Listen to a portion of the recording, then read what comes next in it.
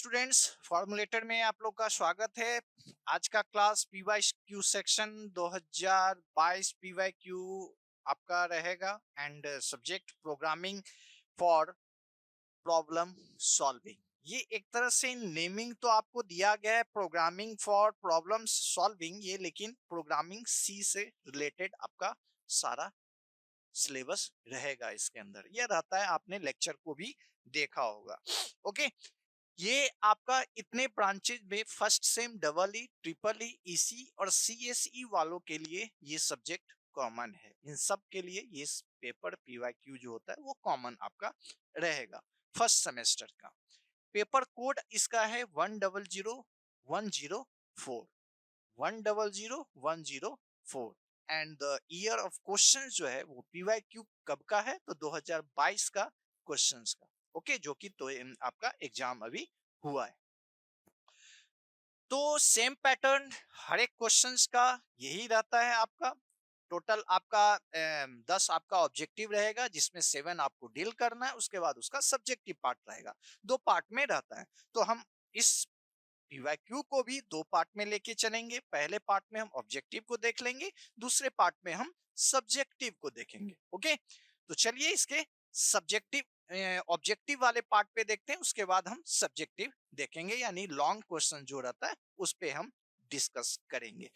चलिए स्टार्ट करते हैं पीवाईक्यू 2022 का, जो first sem double E triple E EC और सीएसई वालों के लिए है। सब्जेक्ट प्रोग्रामिंग सॉल्विंग जो आपका है, प्रोग्रामिंग फॉर प्रॉब्लम सॉल्विंग का सी का। फर्स्ट क्वेश्चन क्या है, यहाँ पे भी है choose the correct answer of the following any 7। आपको किसका यहाँ पे फर्स्ट सेम क्वेश्चन क्या है, what does the following declaration mean. इसका मतलब क्या हुआ। ये जो डिक्लेरेशन है, ये पॉइंटर टाइप एरे है, इसका क्या मतलब है। मान लो यहाँ पे पी दिए, ये 5 दे दिए, यही है ये डिक्लेरेशन है। पीटीआर दीजिए या पी दीजिए, तो बात बराबर है। हमने पी दिया, तो यहाँ पे क्या ऑप्शन सही होगा। तो ऑप्शन नंबर 1 को मैंने पहले से हाईलाइट करके रखा है। PTR is an array of pointer to 5 integer. एक पीटीआर क्या है, एरे पॉइंटर है जो 5 इंटीजर को स्टोर करेगा। चूंकि 5 साइज यहाँ पे है, 5 ब्लॉक बनेगा जिसमें 5 इंटीजर वैल्यू जाएगा। क्यों है, क्योंकि इंटीजर टाइप यहाँ पे डेटा टाइप हमने लगाया हुआ है। नेक्स्ट क्या है, PTR is an array of 5 integer. ptr is a pointer to an array of 5 integer. ptr is a pointer to array. Okay, तो ये ऑप्शन जो यहाँ पे जो बाकी है सब थोड़ा अलग अलग टाइप के लिखे हुए हैं, लेकिन यहाँ पे जो ptr is an array of pointer है, पॉइंटर एरे नहीं है, एरे ऑफ पॉइंटर है, जो कि 5 इंटीजर वैल्यू को एक्सेप्ट करेगा या वैल्यू को स्टोर करेगा। ओके, तो यहाँ पे इसका सही आंसर क्या होगा, ऑप्शन 1 इस क्वेश्चन का। क्वेश्चन नंबर बी क्या है, the function malloc is declare in which header file.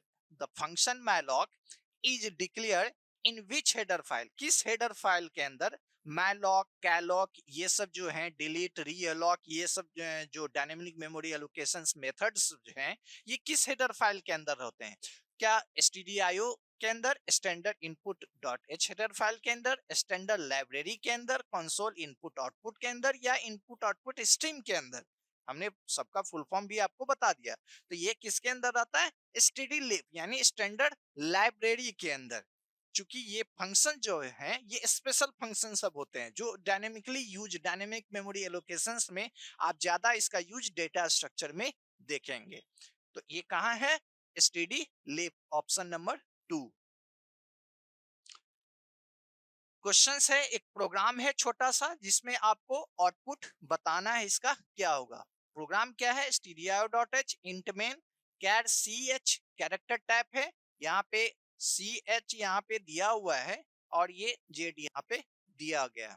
तो printf %d \n ch and return 0, ch को यहाँ प्रिंट कर रहा है। तो यहाँ क्या वैल्यू देगा, ठीक है। वैसे आप देख रहे होगे कि यहाँ मैंने 90 लिखा हुआ है, क्योंकि यहाँ पे ये ऑप्शन 90 सेकंड में है, तो 90 यहाँ पे आपको मिल जाएगा। लेकिन ये कैसे हुआ, तो आपको पता होना चाहिए कि हर एक अल्फाबेट का, हर एक कैरेक्टर का अपना एक आस्की वैल्यू होता है। यहाँ पे ये जेड का आस्की वैल्यू बता रहा है, आस्की वो मूवी वाला 1 2 वाला ASCII नहीं, यहाँ पे ASCII वैल्यू यहाँ पे ये रहता है। ओके, तो capital A to capital Z का वैल्यू जो है वो 65 से कहाँ जाता है, 90 तक। ओके, 65 टू 90 यानी 26 अल्फाबेटिकल है, तो ये 26 इंक्लूडिंग दिस। ओके, यानी एक भी तो एक आ गया ना, तो यहाँ पे ये 65 तो कहां तक जाएगा, 90 तक जाएगा। ओके, तो जेट का यहाँ जो ये 90 आप देख रहे हो, यही 90 ये रिटर्न किस में कर रहा है, CH में कर रहा है, एंड CH को जो हम प्रिंट कर रहे हैं तो ये क्या दे रहा है, 90। The ASCII value of Z is 90, तो यहाँ पे इसलिए ये यहाँ पे 90 दिया। आप किसी भी चीज को, अगर किसी भी वैल्यू का ASCII आप जानना चाहते हो, किसी भी कैरेक्टर का अल्फाबेट में, तो आप यहाँ पे लिख दो, उसका ये ASCII वैल्यू बता देगा। ओके, चेक कीजिएगा। क्वेश्चन नंबर 1 का D, how is an array initialized in C language. C language में एरे को कैसे इनिशियलाइज करते हैं, क्या ऐसे करते हैं, ये तो यहाँ गलत है। क्या ऐसे करते हैं, ये भी यहाँ नहीं हो सकता। सी में, C++ में ये भी नहीं हो सकता। तो ये क्या है, ये तरीका हमारा सही है इनिशियलाइजेशन का। इनिशियलाइजेशन का मतलब ये हुआ, यहाँ पे जब ए नाम का ब्लॉक इसे 3 मिलेगा, 0 1 2, तो ये इसका जैसे ही ये एलोकेशन होगा, यहाँ पे 1 और 2 3 जो है वो पुट हो जाएगा। ये हुआ इनिशियलाइजेशन, एरे का इनिशियलाइजेशन, यानी एरे में एरे क्रिएट होते ही उसमें वैल्यू का जो क्या होगा, स्टोरिंग हो जाएगा। तो ये सही तरीका इसका ये वाला है। ओके, 1 का ई, what is the return type of the F open function. File open, यानी ये जो है वो आपको आपको पड़ेगा किसमें, फाइल हैंडलिंग में। एफ ओपन यानी फाइल को ओपन करने का। तो रिटर्न टाइप इसका फंक्शंस का pointer to a file object, pointer to a file object, तो ये इसका सही ऑप्शन है। फाइल को ओपन करने का ये पॉइंटर टाइप हमारा यूज होता है। किसी भी फाइल को, फाइल हैंडलिंग अगर आपने पढ़ा होगा या फिर आपने वीडियो देखा होगा, तो फाइल हैंडलिंग में एफ ओपन, एफ फाइल या एफ रीड या राइट, इन सब के लिए एक फंक्शंस होते हैं जो एफ ओपन से रिलेटेड फाइल को ओपन करने के लिए पॉइंटर टाइप वेरिएबल यूज होता है इसके अंदर। ओके, क्वेश्चन नंबर 1 का F, what will the output of the following C code. ये हमारा प्रोग्राम है। प्रोग्राम क्या है, इन मेन के अंदर में x का वैल्यू यहाँ पे 4 है, लिया हुआ y s ने z डिक्लेयर है। अब यहाँ क्या हो रहा है, y is equal to minus minus x, तो y is equal to minus minus, यानी यहाँ पे 4 आपका x है, माइनस है, इंक्रीमेंट डिक्रीमेंट ऑपरेटर यहाँ यूज हो रहा है। और मैंने आपको मेरे उप्स वाले भी लेक्चर्स में आपने देखा होगा, इसके बारे में मैंने आपको बताया, और लाइव क्लासेस भी मैंने इस पे डील किया था। अगर ये इस तरह का कोई भी क्वेश्चंस आपको आए और इंक्रीमेंट पार्ट या डिक्रीमेंट पार्ट ऑपरेटर अगर पहले हो और ऑपरेंड बाद में हो, तो पहले इंक्रीमेंट डिक्रीमेंट का काम हो जाता है, फिर इनिशियलाइज होता है। तो अब यहाँ पे क्या होगा, चूंकि x का वैल्यू क्या है, 4 है, और यहाँ पे माइनस पहले हो रहा है, यानी जो ऑपरेटर है वो पहले है। तो ऑपरेटर जब पहले है, तो यहाँ पे 4 माइनस हो गए, होके क्या होगा, माइनस माइनस एक का मतलब हुआ एक माइनस हो जाना, यानी 4 में से अगर एक हटा देंगे तो क्या बचेगा, 3। तो 3 यहाँ पे क्या हो जाएगा, y में चला जाएगा, और x का वैल्यू क्या हो जाएगा, 3 हो जाएगा। y का वैल्यू अभी क्या है, 3 है। अब x का वैल्यू क्या हो गया, 3, पहले क्या था 4, चूंकि अब तो एक घट गया ना। ये वाला आप समझ गए, इसमें क्या चला गया, 3 y में, और x का वैल्यू भी क्या हो गया, 3। अब क्या है, z equal to x minus minus. अब इस केस में क्या होगा, पहले इनिशियलाइज हो जाएगा, तो x का वैल्यू क्या था, 3, तो z का वैल्यू भी क्या हो जाएगा यहाँ पे, 3, चूंकि पहले इनिशियलाइज हो जाएगा। चूंकि यहाँ पे क्या हुआ, डिक्रीमेंट पहले हुआ, इंक्रीमेंट तो हो नहीं सकता, चूंकि माइनस है, प्लस होता तब इंक्रीमेंट करते। यहाँ पे क्या है, माइनस है तो डिक्रीमेंट होगा।